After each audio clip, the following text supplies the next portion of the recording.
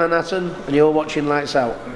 This is Lights Out. I'm Faisal Khan. Delighted to be joined by Mr. Adam Morallee. For those of you who don't know, you might remember him at the last press conference. He bought, his pal, Jay from The In-Betweeners. Adam, how you doing? I'm good, thanks. I'm good, mate. How are you? Yeah, not too bad. Thank you for asking. So the news has just broken to us. Your man, Joyce, has signed with Queensberry Promotions and Frank Warren. Talk to us about it.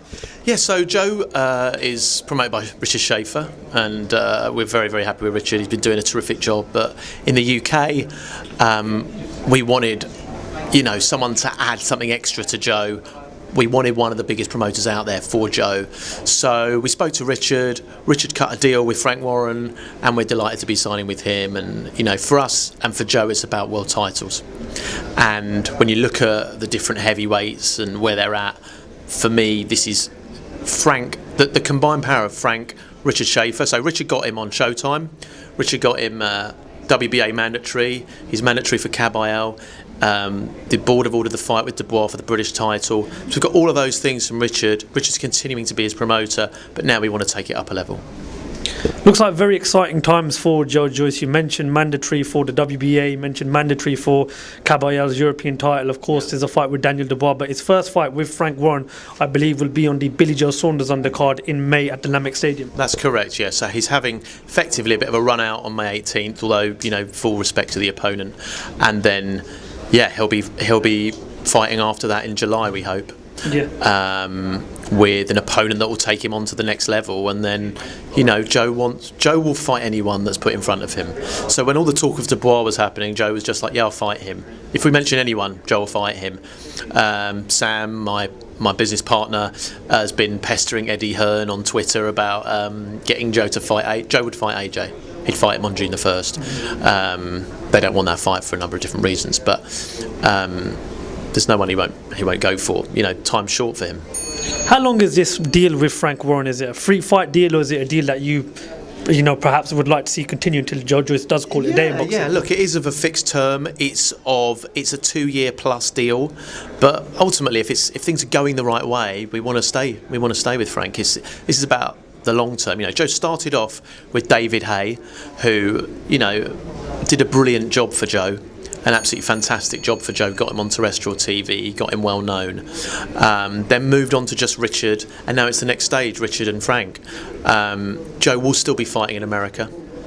He'll be fighting more in the UK than he will in America, but he will still be fighting in America, probably on PBC Showtime, although his UK shows will be shown on ESPN.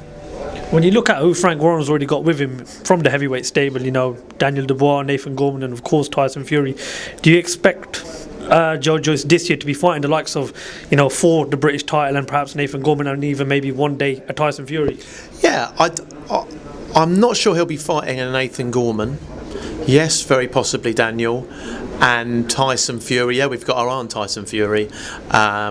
He's well known. He's well known to us. We've got the utmost respect for him. Joe was on his undercard against Deontay Wilder. We know Ben Davison. We know Askey. We know his whole team. We really like Tyson. But Tyson and Joe sparred, so we're hopeful that Joe could get to fight Tyson. Whether it be this year or not, I don't know. But if you're asking me honestly, where does Joe's world title shot come from? May well come from Tyson Fury. Now, you mentioned that you were interested in fighting Anthony Joshua on June the 1st in Madison Square Garden, but obviously, of course, Eddie Hearn had his reasons. Could you explain to us what those reasons were, why they never really sort of looked at the Joe Joyce fight as a possibility and tried making it happen? I think all of boxing matchmaking is about risk-reward. So when we're trying to matchmake Joe, he's very difficult to matchmake because the risk-reward is low. On a Joe Joyce, he's effectively like a novice fighter, less than 10 fights, but he's a former Olympian, and if you lose to him, kind of where do you go? So when you look at it from Anthony Joshua's perspective, they carefully looked at Miller. He was the right risk reward for them. He had the right profile, the right winning record. I think they thought he'd comfortably win, and they probably saw it as a 70-30, 80-20 matchup. I think Eddie stated reasons as to why he doesn't want to fight Joe when they probably don't stand close to scrutiny. When he says he's not well known enough in America. I don't think either of those two things really stack up. I think the truth is Anthony Joshua doesn't want to fight Joyce right now. He's a difficult opponent for anyone on their day. It's very, very difficult, and that's why he doesn't want to fight him. It's simple. Now I'm going to have to ask you these next two questions as a boxing fan. Start off with Darrell Miller. We understand he has failed 3 drugs tests. What do you think the punishment should be for Darrell Miller? Look, I think boxing is incredibly lenient on people who fail drug tests, and I think you look at something like, Canelo. He fails a drugs test and then he's back 6 months later. I think that he should be banned for a very significant period of time. I do believe people can change. I don't believe in kind of one strike and you're out, but I really do believe that the punishment for Miller must be significant and should be something like a 5-year ban. And final question, thoughts on Amir Khan on Saturday night. What did you make of his performance against Terence Crawford and of course the controversial ending at the end?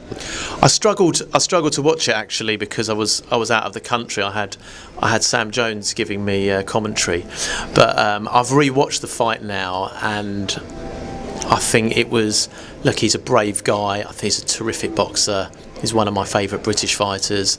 I think that the real question is, did the low blow hit him in the knackers or not? I don't know whether it did or not.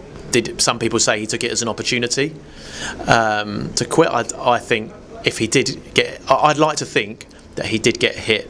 When you think of Amir Khan, quitting is something that doesn't exist with him, because if you think of who he's been in the ring with in the past, he's definitely not a quitter. Yeah, look, I really, really hope he didn't do that. I'd like to believe he did get hit there. He was incapacitated and that's why he stopped. I'd like to believe that.